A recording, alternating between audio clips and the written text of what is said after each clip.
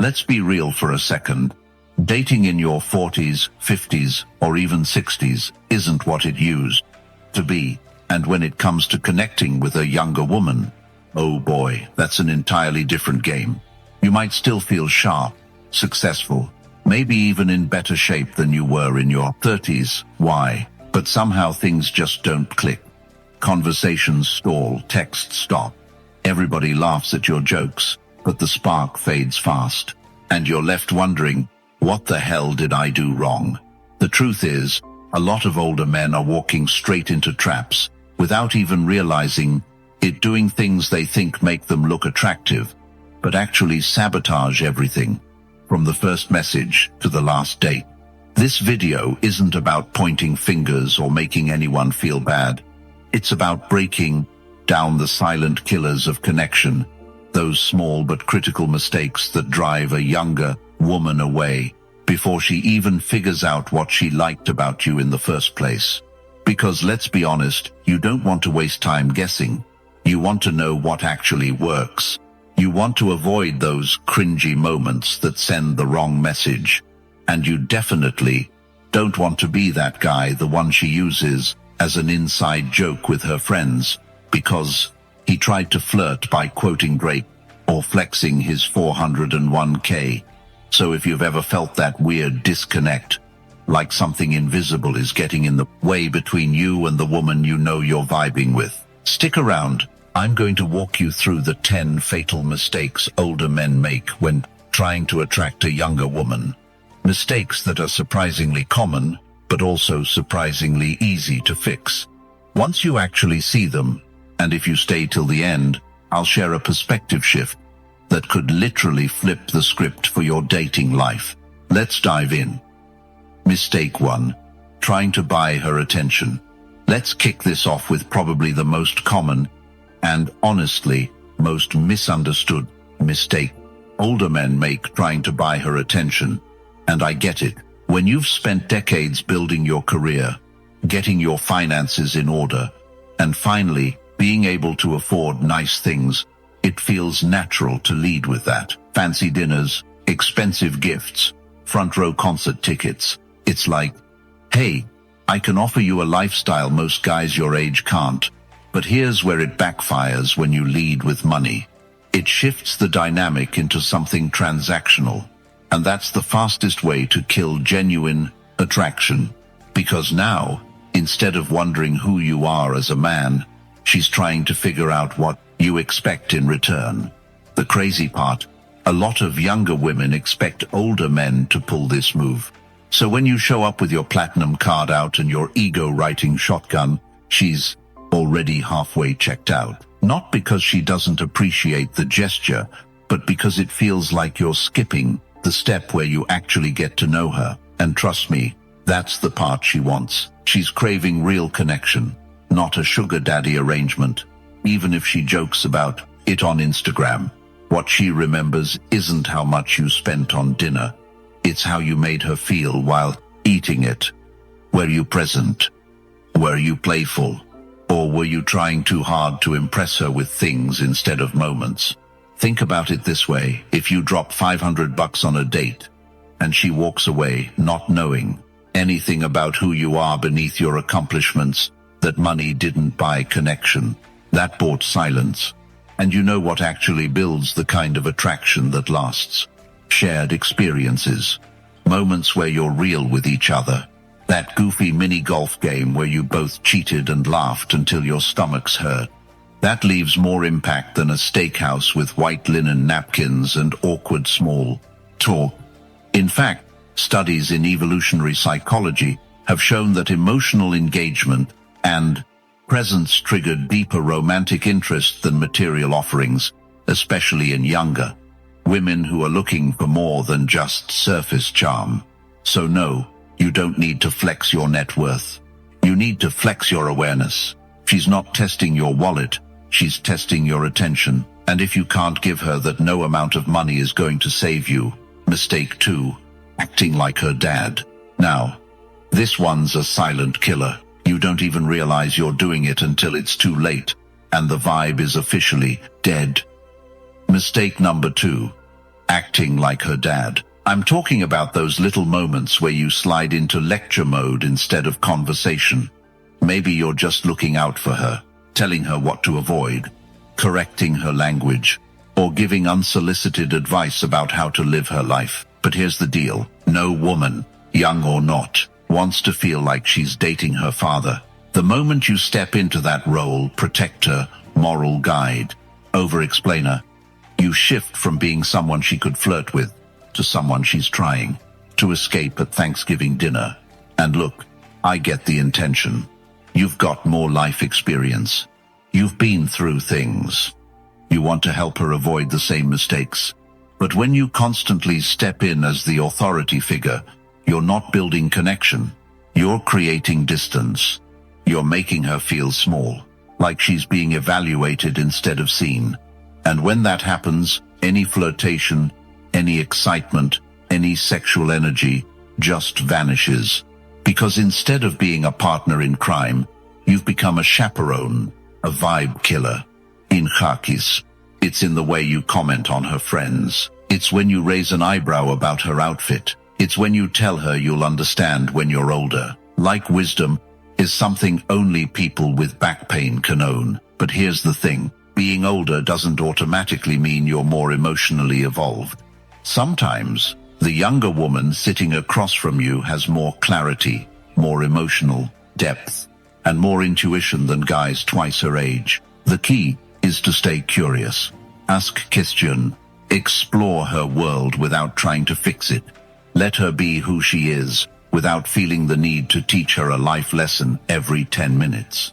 Because when you drop the dad vibes and meet her as an equal with respect and playfulness, that's when you become magnetic. That's when she stops seeing you as someone she has to rebel against, and starts seeing you as someone she wants to get closer to. Mistake 3. Pretending you're her age. Let's talk about a mistake that might feel harmless on the surface, but silently kills your attraction, pretending to be younger than you are. You've probably seen this in action. A man in his 50s, sneakers too white, jeans too tight, suddenly speaking like he's 22 again. He's throwing around slang that expired 5 years ago, trying to vibe with trends he doesn't even care about. And worst of all, he thinks this is what she wants. But here's the truth, she doesn't want another version of herself. She wants contrast. See, what makes a younger woman interested in an older man isn't your ability to blend in with her generation. It's your ability to stand out. It's your groundedness, your pace, your calm presence. That's your advantage. When you start mimicking youth culture, you don't just lose that contrast, you confuse the whole dynamic. She starts seeing you not as intriguing and seasoned, but as unsure. Like you're trying to stay relevant because deep down you think you're not enough as you are. Let that sink in. Every time you fake being younger, what you're really signaling is, I think I need to change myself to be desirable. And trust me, she picks up on that faster than you think. Women are incredibly intuitive when it comes to authenticity. They may not always articulate it, but they feel it. When you're acting, adjusting, or chasing, it leaks.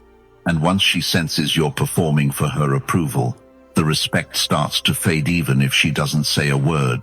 Now don't get it twisted. This doesn't mean you have to be stiff, boring, or locked in your ways. Being youthful in spirit is powerful. But being youthful in spirit doesn't mean pretending to be 25.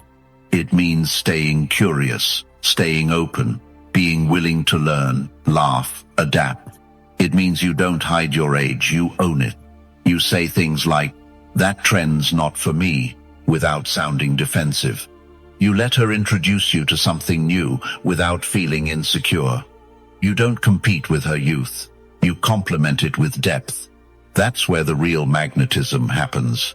And ironically, the moment you stop trying to relate through imitation is the moment she starts relating to you through fascination. She's drawn in by your calm when others are anxious. She's impressed by your clarity when others are chasing. She's watching how you don't react to every little thing and wondering what else you know that she doesn't. That's the silent power of staying in your lane. Think about Stoicism for a second. Marcus Aurelius never said, adapt to everyone's expectations so they'll like you more. No, he said to be indifferent to what doesn't serve your nature, to stay rooted. And if you've lived decades longer than she has, that root should be deep. You've seen more, felt more, built more, lost more. That's value, not something to hide, not something to play down, but something to own and express without apology. So let go of the idea that you have to be what she is. Be what she's not. Be what most men her age can't be. Grounded, self-contained, decisive, slow to speak, quick to listen. And here's what happens next. She starts leaning in, not because you're pretending to be part of her world, but because you've shown her a better one. One that isn't built on trends and noise. One that's built on intention, direction, and experience. That's the space where real connection starts. Not from acting like her, but from being fully you. So next time you feel the urge to fit in, check yourself. Ask, am I doing this because it feels real or because I'm afraid I'm not enough as I am? Because the second you act from fear, you lose your frame. And once your frame is gone, so is the attraction. But when you stand tall in your age, in your energy, in your pace, either rises to meet you or she filters herself out. Either way, you win. Type, I own my age, in the comments, if you're done pretending and ready to lead with presence. What will hit next is where most men trip without realizing it. It's subtle, but once you see it, you'll never approach connection the same way again. Mistake 4. Oversharing trauma or life lessons too soon. Let's get one thing clear: being vulnerable isn't weak, but being emotionally reckless, that's something else. One of the most common mistakes older men make when connecting with younger women is this: dropping their entire emotional history on the table too early. Childhood pain, divorce stories, the betrayal from 10 years ago, the ex who broke you, or even long-winded life lessons disguised as warnings. And while it might feel honest or even noble to lay it all out, here's the harsh truth. It doesn't land the way you think it does. In fact, most of the time, it doesn't build trust, it creates pressure. Because let's put ourselves in her shoes. She's getting to know you. She's still deciding if there's chemistry, alignment, mutual respect. She's still observing how you show up, how you carry yourself, how present you are. And then suddenly, boom, you're unraveling your entire emotional archive. It's not intimacy, it's intensity. And intensity, when it's one-sided and unearned, pushes people away. Fast. You may think you're building a connection, but in her mind, she's thinking, why is he telling me this already? What does he expect me to do with it? You're not inviting her in, you're cornering her. Oversharing early on can also signal emotional instability. It tells her you don't have containment, that your emotions don't have a gate. And in relationships, especially early ones, women don't look for chaos, they look for safety. Stoicism teaches this beautifully. Epictetus said, we have 2 ears and 1 mouth so that we can listen twice as much as we speak. But emotional dumping flips that completely. It makes the conversation about your pain, your path, your past. It becomes a monologue, not a connection. There's a time and place to open up, but it comes after something deeper has been built: trust, emotional safety, curiosity. And most importantly, it comes from mutual pacing, not personal urgency. Because here's the deeper layer of this mistake. Most men don't overshare for the woman, they do it for themselves. To self-soothe, to feel seen, to rush closeness. But closeness that's forced is never real. It breaks just as fast as it starts. So what's the better move? Hold back?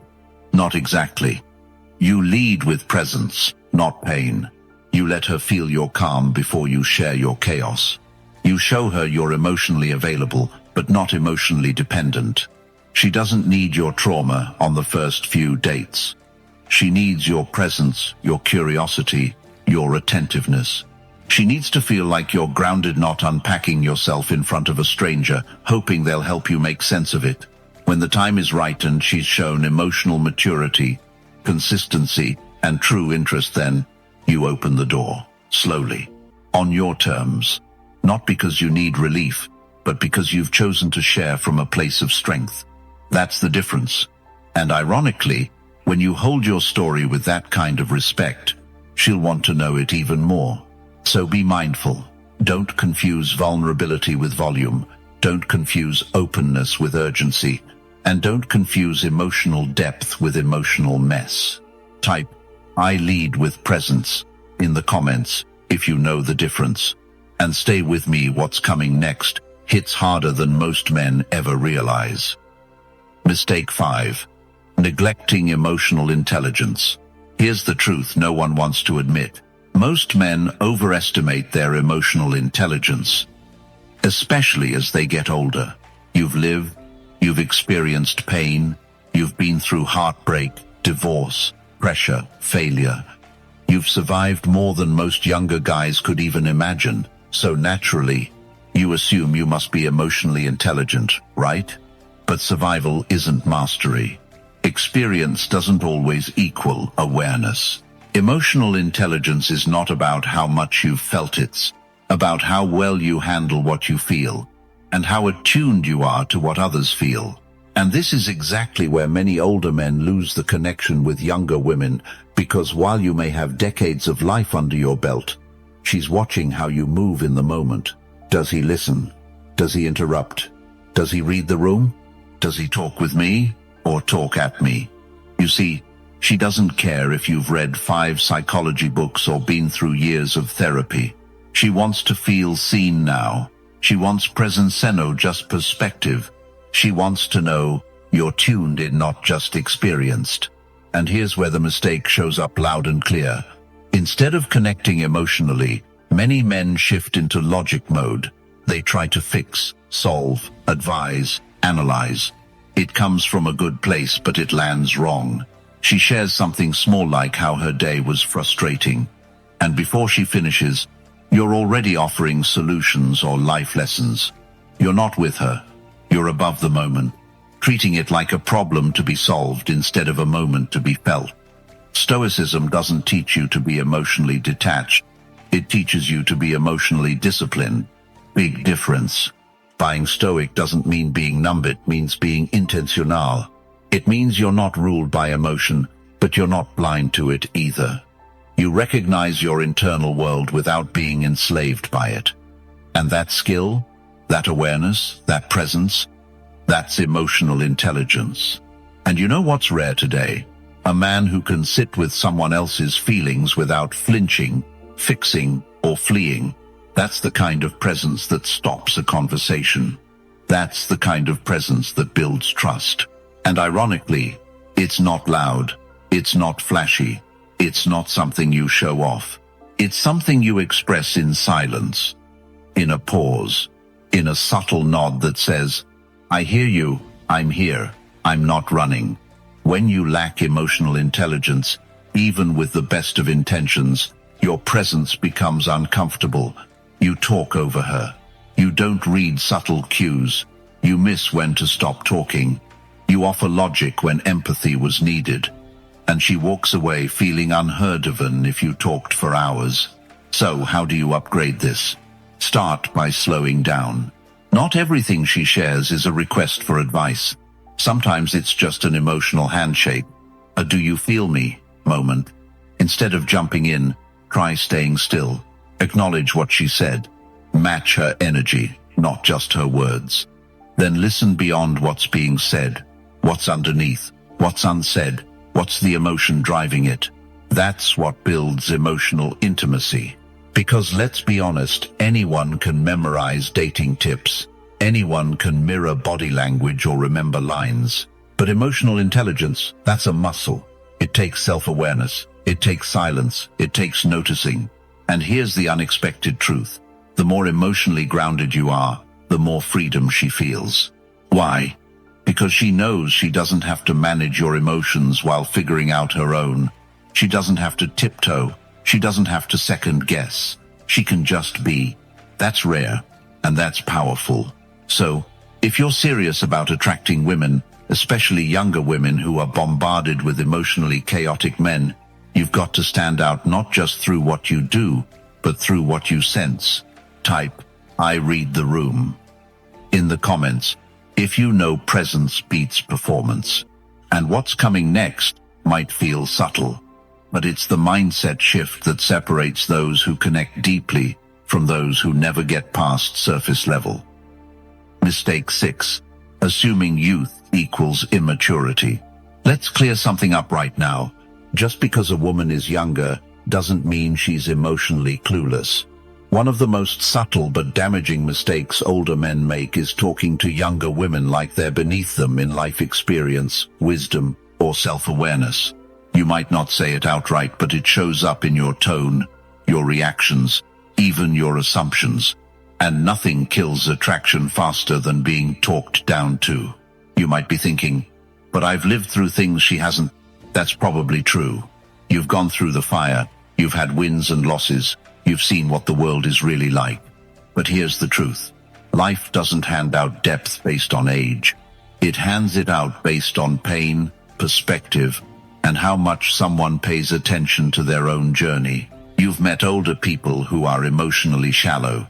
You've also met younger ones who are deeply in tune with themselves, emotionally aware, and wiser than men twice their age. So when you assume she's immature just because she's young, you don't look wise, you look blind. Here's how this mistake often shows up without you realizing it. She shares a feeling, and you dismiss it with, "You'll understand when you're older." She expresses a desire and you mock it as a phase. She brings energy and you call it drama. You think you're being calm and grounded. She sees you as condescending. You think you're leading. She feels like she's being managed. This is where emotional age matters more than physical age. And women pick up on it quickly. They don't want to be taught how to feel. They want to be met where they're at. They want mutual respect, not a lecture. Now, don't get me wrong. Bringing wisdom and perspective to a relationship is powerful. But it only works when it's earned, not assumed.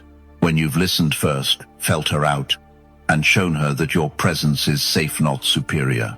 Stoicism teaches us to examine ourselves before judging others, to stay neutral, to observe, and to respond, not react.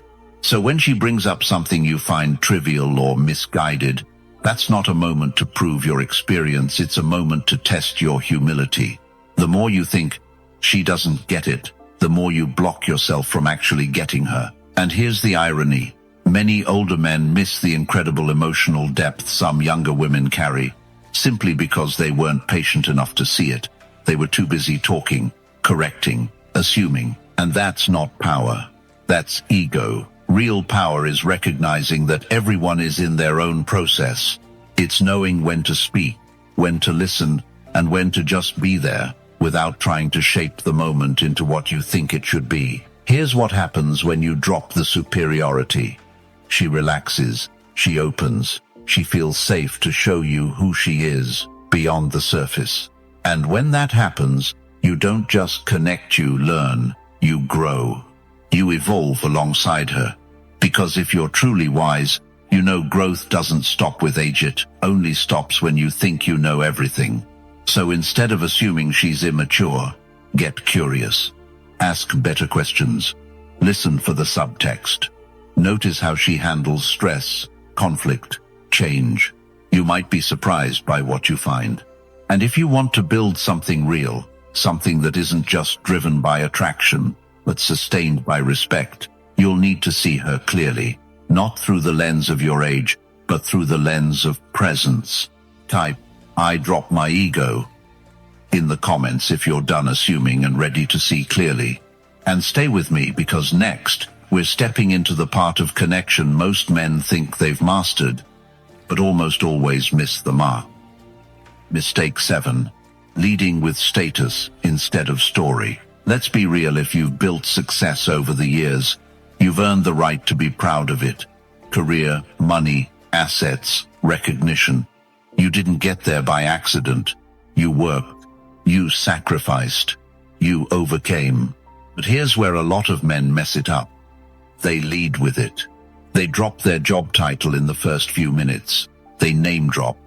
They casually flash the car, the watch, the lifestyle.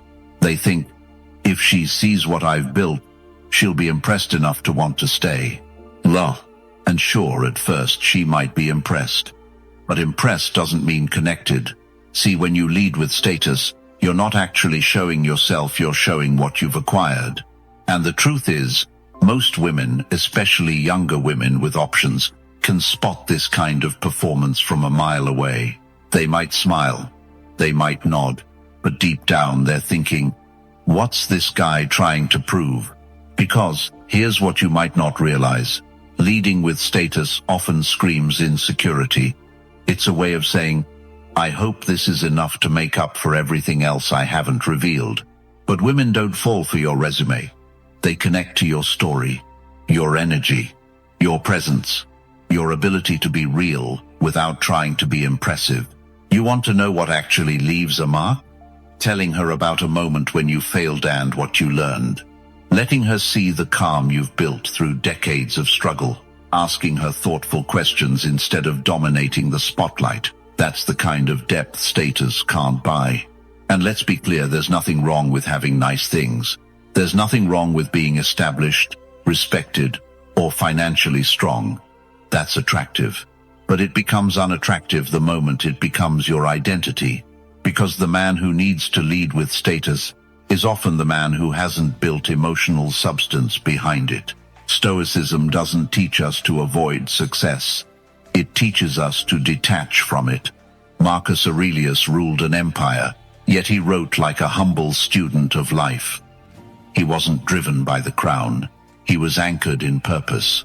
That's the kind of gravity that draws people in, not just women, but everyone. So if you want her to remember you not just for what you have, but for who you are, show her the man behind the title. What drives you? What changed you? What made you slow down and reevaluate?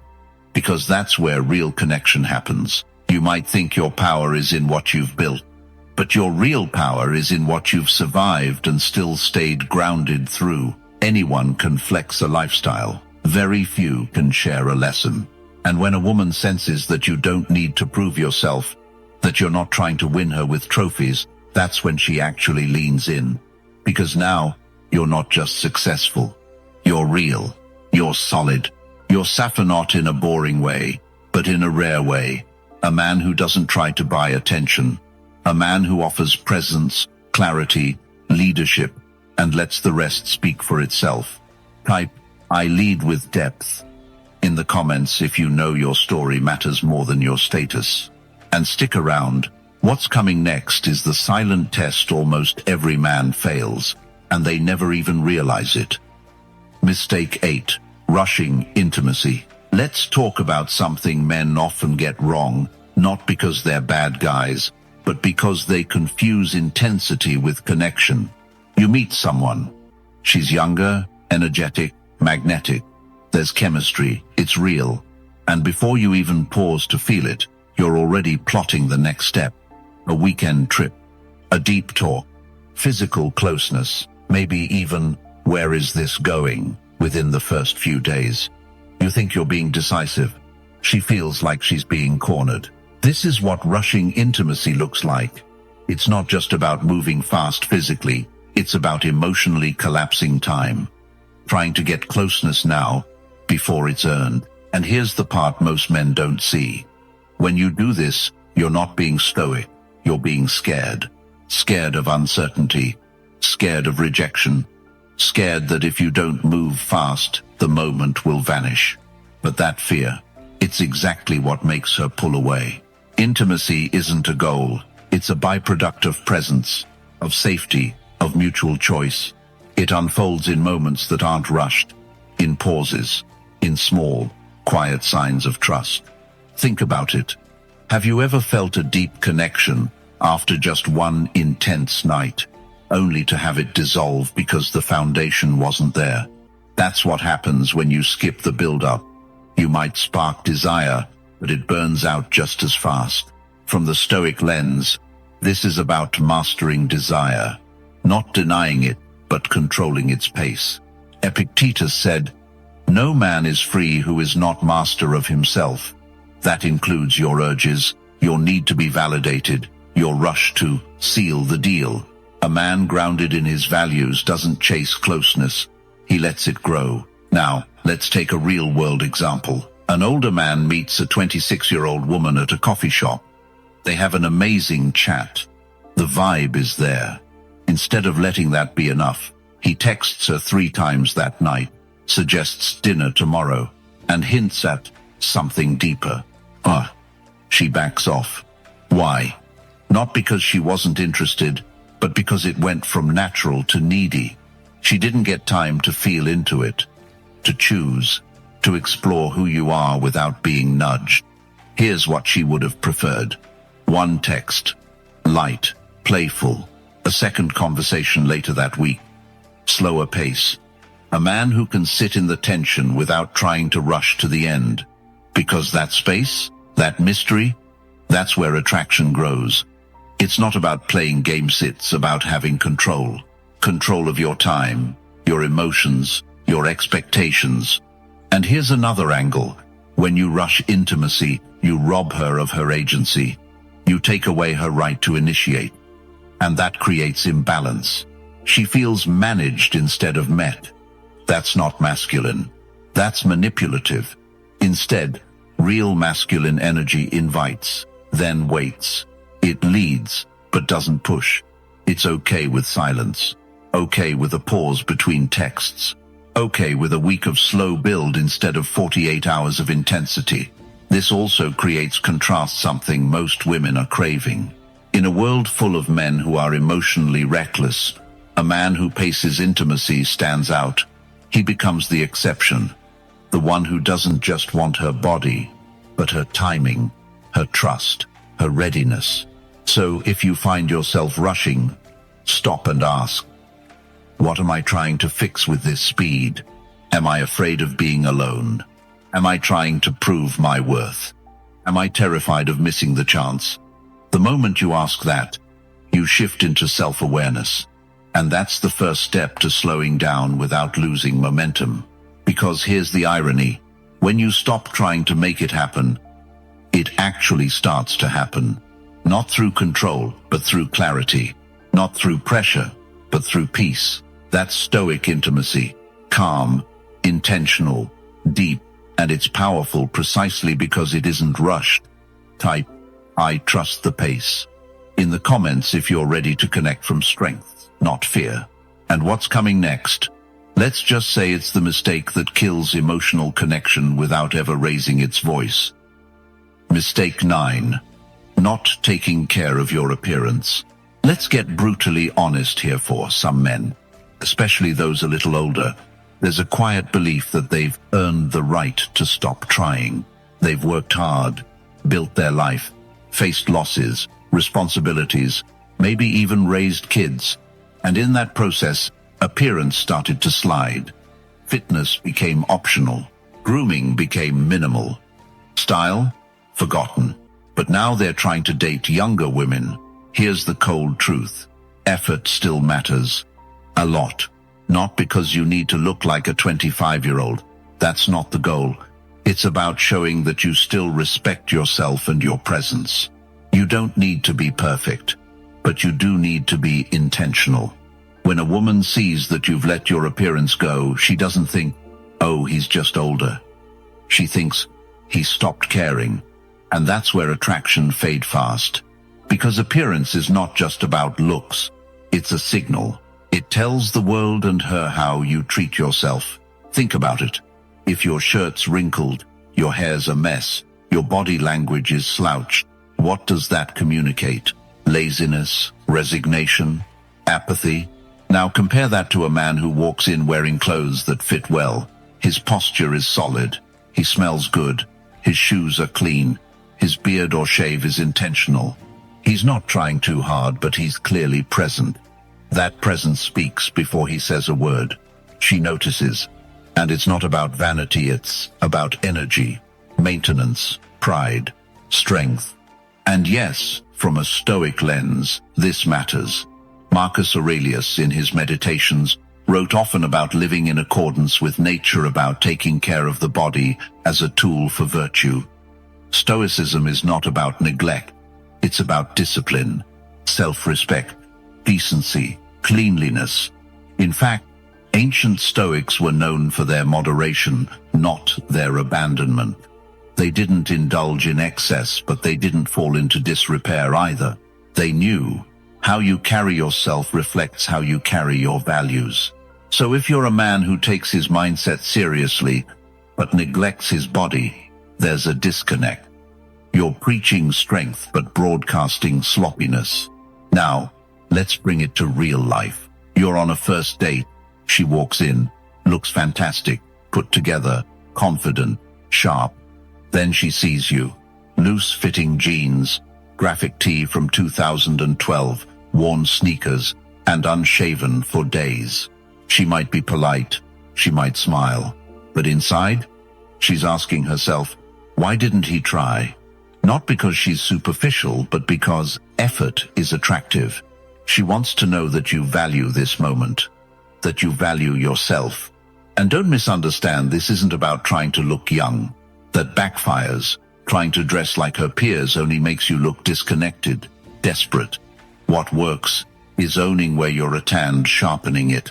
A tailored jacket, neutral tones, clean shoes, subtle fragrance, good grooming, eye contact, calm energy. It's simple, but powerful. When you do this, you separate yourself from the crowd. You're not just another older guy. You're a man who's alive, aware, present. And let's go deeper. Taking care of your appearance is also about daily rituals.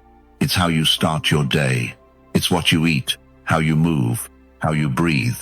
It's not surface level, it's self-respect in action. When you take care of your appearance, you walk differently, you speak differently, you attract differently. Because now, she's not just seeing an older man, she's seeing a man who values himself, and that's magnetic at any age. So if you've been telling yourself, looks don't matter, it's time to upgrade that narrative. Looks matter because they reflect how you show up. And if you want her to invest energy in you, you have to show that you're already investing in yourself. Type, I sharpen my presence, in the comments if you're done with excuses and ready to show up like you mean it. And next, we're going to hit the one mistake men never realize they're making until it's too late. Mistake 10. Thinking age is the obstacle. Let's clear this up right now. Your age is not the problem. The belief that you're too old for her is the real enemy, not the number on your birth certificate. Most older men sabotage themselves before the first conversation even begins. They walk into the interaction already, assuming they're at a disadvantage. They project that energy, that hesitation, that self-doubt. And guess what? She feels it. Women are intuitive like that. It's not the years you've lived, it's how you carry them. You can be 52 and powerful, magnetic, grounded, or 32 and insecure, unsure, and forgettable. Age is neutral. Presence is everything. And here's the truth most men overlook. If a younger woman is drawn to you, it's because of your age. It's not despite it. She sees something solid in you, something men, her age, often haven't developed yet: clarity, calm, confidence. But if you're the one constantly reminding her you're older, making jokes about it, downplaying your value, acting like you're lucky to have her attention, then you're handing over your power. You're saying, I believe I don't belong here. And no confident woman wants to date a man who doesn't believe in himself. Here's what Stoicism teaches us. Control what you can, accept what you can't, and never waste energy on imagined limitations. Marcus Aurelius didn't spend time worrying about how others perceived his age or appearance. He focused on virtue, on how he showed up, on his inner life. That's what made him powerful, not how young or old he was. When you obsess over age, you're placing value on a number instead of on your character. You're forgetting that women are drawn to energy, not just aesthetics. They want to feel anchored, safe, inspired. Those are traits built over Timino youth. You want a clear example. Think about the older man who walks into a room and owns it not loudly, but with calm presence. He's not seeking validation. He's not trying to act young. He's just there, grounded, intentional. Now compare that to the guy trying to keep up, forcing slang, pretending to like pop culture he doesn't care about, dressing 10 years younger. He becomes a caricature, and it's uncomfortable for everyone. The man who embraces his age and refines it, he becomes irresistible, and that requires a mindset shift. Instead of seeing your age as something you need to explain, start seeing it as something you need to express. Show her what you've learned, how you handle conflict, how you lead conversations, how you take care of your body and your mind, how you handle silence without flinching. These are your advantages, but they only work when you believe they are. If you treat your age like a curse, it becomes one. If you treat it like experience, strength, insight, it becomes a gift. The real mistake isn't being older. It's being ashamed of it. So stop apologizing for the life you've lived. Stop competing with youth. You're not in the same race. You bring something else to the table, something rarer, something harder to find. And that's the whole point. A woman who's truly interested in you doesn't want a time machine. She wants a man who knows himself. A man who doesn't need to prove anything, but is still growing. A man who doesn't need to beg for attention, but still knows how to create connection. You don't have to pretend to be anything other than what you are if you're showing up as your strongest, clearest, sharpest version. So the next time you catch yourself thinking, "I'm too old for her," flip it. Ask instead, "Am I showing up as the man I was meant to become?" If the answer is yes, your age becomes irrelevant. Because now, you're not just an older man, you're a rare man. And that's what truly attracts her. If this hit home, don't just scroll on. Subscribe now. This channel is for men who've outgrown noise and want something real. Stoic strength, silent confidence. No gimmicks, no chasing. And if you're ready to level up beyond the surface, join the Brotherhood. That's where we go deeper. Weekly content, direct insight, real community, no ads, no distractions. You're not too old. You're not behind. You're just now becoming who you were meant to be. Thanks for spending your time here. I'll be back tomorrow with something sharp, honest, and built for men like you. Until then, hold your frame.